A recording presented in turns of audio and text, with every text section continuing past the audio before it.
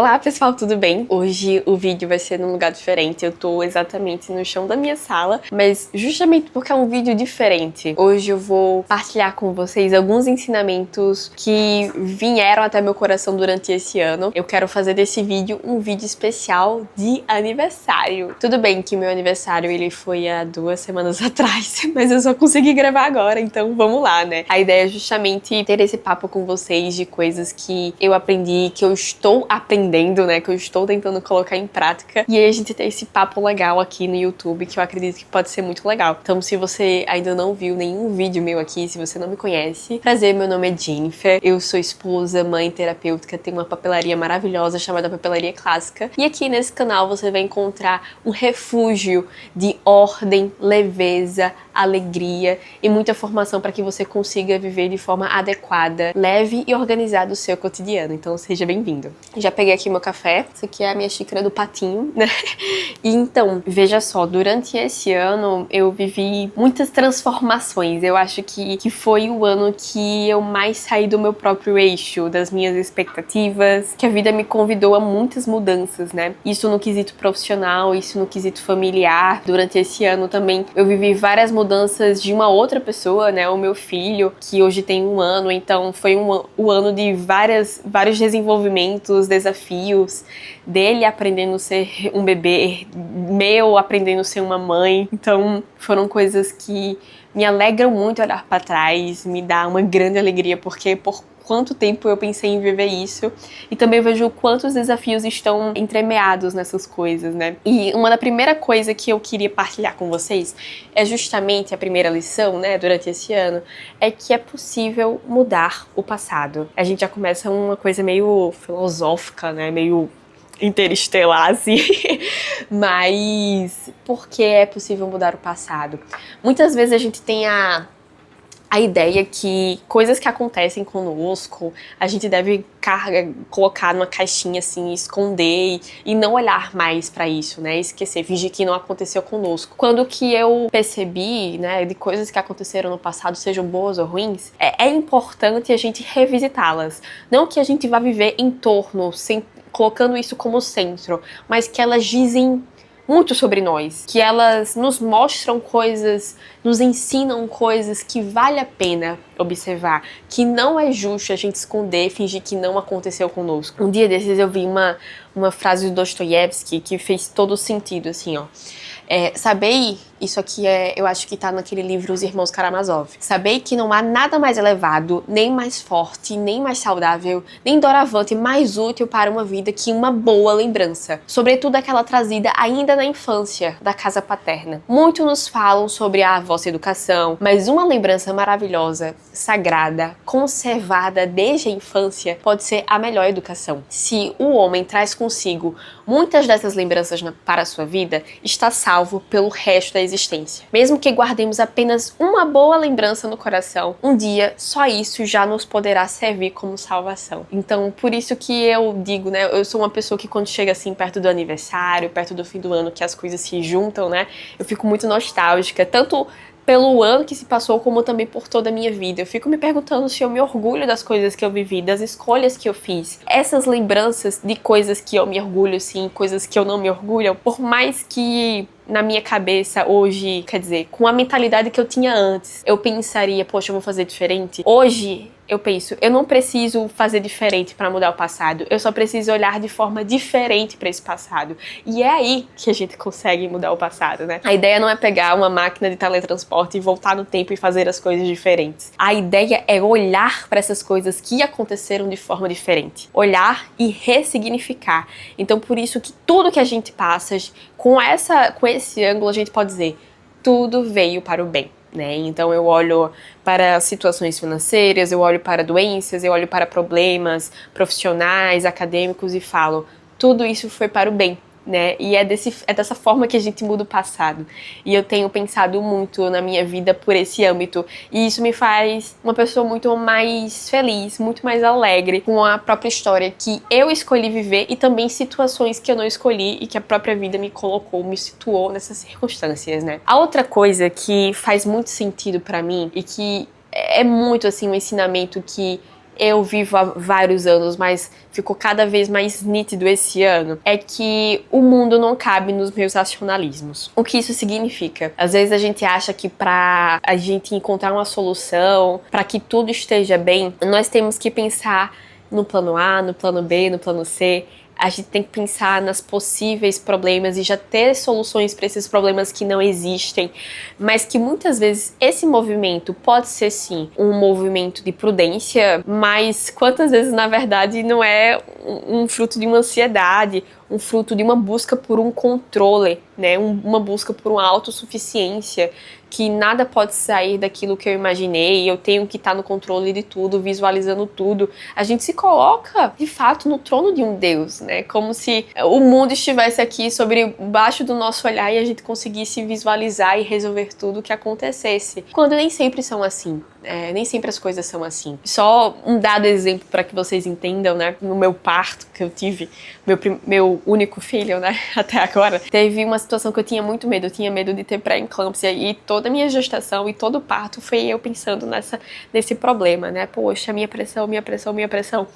Mas no parto em si, aconteceu uma situação que poderia ser muito mais grave. Uma situação que eu não tinha nem cogitado, que eu não tinha nem imaginado que pudesse acontecer. E ela aconteceu. Tudo se resolveu, claro, com muita providência divina, com a ajuda dos profissionais que estavam comigo, mas tudo se resolveu. O que eu quero dizer é que todos esses problemas eu não precisava pensar em tudo que pudesse acontecer para as coisas ocorrerem bem. Eu não estava no controle disso tudo, eu não sou um Deus, né? Eu posso planejar a minha vida, eu posso de fato organizar as coisas e tudo mais, mas tem coisas que fogem do meu controle e tá tudo bem, né? Então essa aceitação com minha pequenez foi algo assim muito relevante, que eu acredito que é relevante para mim, mas para vocês também. Então me colocar no meu lugar. Há situações que vão fugir das minhas mãos, que vão escapar das minhas mãos. Isso não significa que eu sou uma pessoa, mas sobretudo que eu estou vivendo um certo gerúndio, que eu estou aprendendo, né? E com esses erros, com essas circunstâncias e limitações, eu posso aprender também. Entender que o mundo não cabe na minha cabeça foi um grande alívio. Em vez de ser uma coisa que nos faz nos sentir menores, menosprezados, pelo contrário, nos dá paz, né? Porque a gente entende o nosso verdadeiro tamanho, né? Então foi algo muito relevante pra mim, entender que eu não preciso ficar full time pensando em soluções, pensando em problemas e possíveis soluções de coisas que inclusive ainda nem existem. O terceiro ensinamento é sobre um pouco do que foi minha rotina durante esse ano, né? Como eu falei pra vocês, tive muitas mudanças, muitas adaptações, exigiu de mim muita criatividade de testar várias coisinhas na minha rotina. Tem coisas que eu ainda não encontro soluções, né? Não encontrei uma solução efetiva, por exemplo, pra minha vida fitness, pra conseguir ser constante nos meus exercícios físicos diante da minha circunstância atual, né? Mas uma coisa que eu percebi é que a minha felicidade não se reside numa rotina perfeitamente idealizada. Isso é uma coisa que, por exemplo, eu percebi que eu tenho um espírito um pouco rígido, no sentido de criar expectativas e fazer de tudo para que essas expectativas sejam feitas, isso inclusive no meu planejamento, na minha rotina. Assim, claro que isso já estava sendo um pouco desmascarado durante alguns tempos, mas esse ano foi assim, ó, minha filha, acalme-se, que a felicidade não está escondida nessa rotina que você idealizou. Então é claro que é muito importante a ordem. Eu falo muito sobre ordem aqui. É claro que a gente precisa de organização, de planejamento. Isso é muito importante, essa previsibilidade. Mas, às vezes, a gente acredita que essa ordem rígida, que é uma má ordem, não é isso que é virtude de fato, é essa ordem mascarada de soberba, de acomodação, que reside a felicidade, quando não é. Então, eu me vi em muitos dias em que eu acordava e o alarme era o meu filho. Eu me via em muitos dias que o meu primeiro banho era às 10 horas da manhã. E nem por isso eu não poderia ser feliz naquele dia. A felicidade estava escondida naquele dia. Teve dias que eu tive que pedir comida no iFood pra almoçar. E tá tudo bem, a felicidade se encontra assim nesse dia. Então, muitas vezes a gente tem a tendência, né? Poxa, você não conseguiu lidar com isso, você não conseguiu cumprir aquilo, mas calma. A felicidade se reside nesse momento presente, mesmo com essas coisas, esses imprevistos, essas dificuldades, essas soluções, entre aspas, corridas, urgentes, né? A minha felicidade, ela não reside naquela rotina perfeitinha, naquela vida perfeitinha de conseguir ir pra academia todos os dias, não é algo que me cabe hoje. Para algumas pessoas, sim, perfeito, maravilhoso, incrível, que bom que seja assim. Mas para mim, Ainda não. E é importante que eu esteja em paz com isso, né? É importante que eu coloque a minha cabeça no travesseiro e minha última oração seja: meu Deus, eu não fiz aquilo que eu queria, porque eu quero muitas coisas, mas eu fiz aquilo que eu podia hoje, que coube nas minhas 24 horas. Apesar de todos os pesares, eu tentei fazer render as minhas 24 horas e aqui sim reside a minha felicidade. Então é uma coisa que me ajudou muito, né? Perceber que cada alma tem as suas estações. A vida, a natureza tem as suas estações. O verão, a primavera, o outono, o inverno. Cada uma delas tem as suas características, tem as suas particularidades e as nossas almas são assim. Então é muito injusto conosco mesmas insistir, comparar, exigir algo que não cabe à nossa circunstância atual. E entender isso foi muito importante pra mim. Não para que eu me torne, a intenção não é que incentivar as pessoas a serem pessoas acomodadas, banda voou, minha vida é assim mesmo, então não adianta eu lutar contra essa situação, não é isso. Mas estar em paz em fazer aquilo o máximo que você poderia naquele dia, naquele momento, sabe? Então foi uma coisa muito importante pra mim. Outro conceito que eu queria trazer pra vocês colocarem de molho aí no coração, é justamente o descanso a conta gotas. Eu acredito que seria muito legal um vídeo pra falar sobre isso, mas foi algo que eu vim encarnando no meu coração durante esse tempo e fez total sentido com minha rotina, né? Porque muitas vezes a gente tem essa ideia que o descanso é pro final de semana, que não dá pra descansar de verdade numa segunda-feira, não dá pra descansar em 5 minutos, é preciso ter um turno inteiro deitado no sofá assistindo um filme, é necessário umas férias na Maldivas durante 10 dias. Mas não é assim. Se a gente falasse desse modo, poxa, então eu só posso descansar no final de semana, os outros 5 dias da semana, dias úteis, você vai estar ralando aí, você não vai descansar e tal. Viva aí realmente com esse cansaço, com essa dor, viva aí com esse estresse, com essa cabeça em turbilhão de pensamentos. Bem, as coisas não me parece que deveriam ser assim. E foi algo muito interessante entender esse descanso a conta-gotas e que fez total sentido pra mim. Eu vou ler aqui pra vocês, tá? O melhor repouso é aquele dosado, gota a gota, porque ajuda mais a irrigação contínua do que um único aguaceiro no meio de muitos dias de seca. São José Maria dizia que descansar não é não fazer nada, é distrair-se em atividades que exigem menos esforço. Brilhante, maravilhoso, estupenda! Às vezes a gente acha que poxa, eu passei uma semana toda trabalhando, agora no final de semana eu não vou fazer absolutamente nada. Ninguém fale comigo, não me mande mensagem no WhatsApp. Todas as minhas refeições vão ser por delivery. Não quero entrar na cozinha, não quero pegar na vassoura. Pipipipopopó. Tá, ok. Se você quiser viver assim, beleza. Mas existe uma outra possibilidade, sabe? Existe o descanso a conta-gotas. Cada uma vai encontrar em sua circunstância o que foi que se encaixou em mim nesse ano. Cara, entre os atendimentos, eu vou na minha varanda e vou tomar um café. Eu vou conversar tomando um café. Eu vou fazer a minha leitura espiritual. Sério, isso é uma coisa que me descansa muito. Eu vou sair do meu celular, de todas aquelas notificações e vou respirar. Eu, que muitas vezes o meu trabalho é muito intelectual, vou entrar em um trabalho manual pra descansar, digamos assim. Então, de verdade, quantas vezes a gente não encontra o nosso descanso em uma louça? Quantas vezes a gente não encontra o nosso descanso em dobrar roupas? Jenny, que vida difícil, horrível, né? Poxa, de verdade, se a gente se concentrar naquela atividade, prestar atenção naquilo, não ficar com a cabeça voando, realmente estar atento com todos os nossos sentidos ali no dobrar das roupas, no fazer uma comida, gente, isso descansa muito. A gente dorme, a gente descansa o nosso corpo, mas o que a gente menos sabe é descansar a mente. E quantas vezes o descanso da mente está justamente nessas atividades que exigem menos esforço nosso. Então exatamente esse trocar das atividades foi algo que fez muito sentido pra mim e se encaixou como luva na minha rotina atual. E foi algo que eu não poderia guardar pra mim, né? Por isso que eu tinha que falar aqui.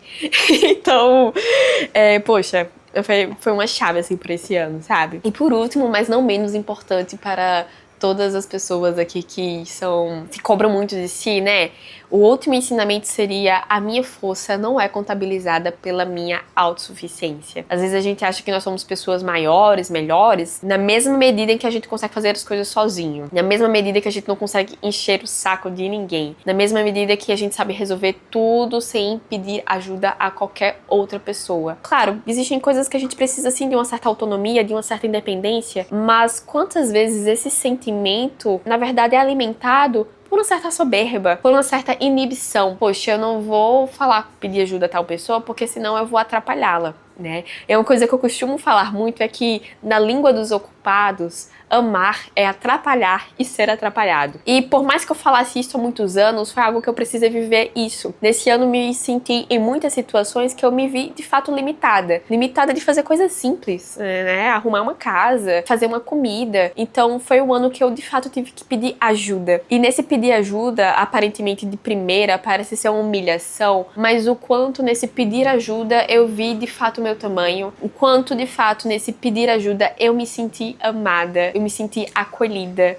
Então, muitas vezes a gente foge dessas situações onde de fato a gente encontra o verdadeiro acolhimento. Não tô dizendo que é todos os casos, mas muitas vezes nós mesmas nos isolamos, sabe? Esse ano eu pude ver nitidamente o quanto eu sou amada, o quanto minha família é amada, o quanto, por exemplo, o meu esposo se doa tanto por mim, né? E o quanto mesmo cansado, às vezes ele ia me ajudar no meu fardo, né? E ambos sendo sirineu um do outro, permitindo-se ser ajudado, permitindo-se ajudar.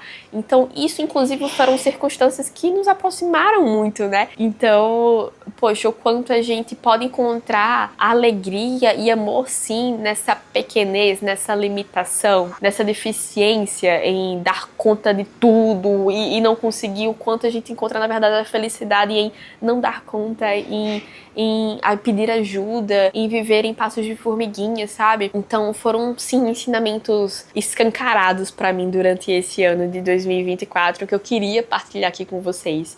E eu quero saber agora nos comentários se faz sentido, se vocês concordam, se vocês discordam, se vocês querem acrescentar algo, ou querem também que eu fale mais profundamente sobre algum desses tópicos que eu citei aqui pra vocês. Então eu espero que de algum modo, alguma coisa tenha sido colocado de molho no coração de vocês e que possa reverberar no cotidiano e em cada ato que vocês fazem durante esses próximos dias, tá? Então, um beijão, minha gente, até o próximo vídeo.